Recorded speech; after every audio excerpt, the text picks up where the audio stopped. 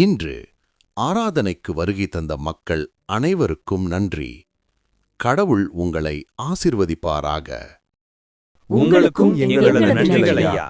கடவுள் உங்களையும் ஆசீர்வதிப்பாராக. இன்றைய ஆராதனையில் உங்களுக்கு ஒரு முக்கியமான பாடத்தை சொல்லப் போகிறேன். அதற்கு முன்னாடி கொஞ்சம் இருங்க, நான் என்னோட தாடியை ஷேவ் பண்ணிக்கிறேன்.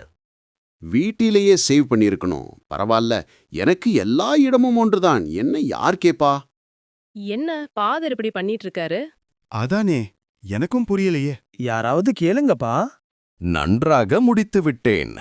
அப்புறம் சொல்லுங்க, என்ன அங்க சத்தம்? என்ன நடக்குது இங்க ஐயா?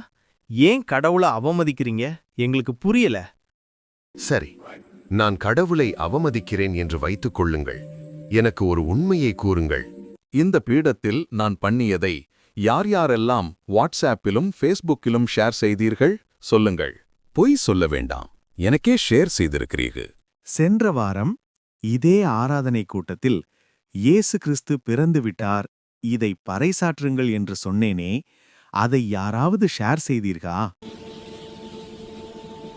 தீய செய்தியை வேகமாக பகிர்ந்த நீங்கள் நற்செய்தியை ஏன் பொறுமையாக கூட பகிரவில்லை? ஏய், உன்னதான் கேக்குற.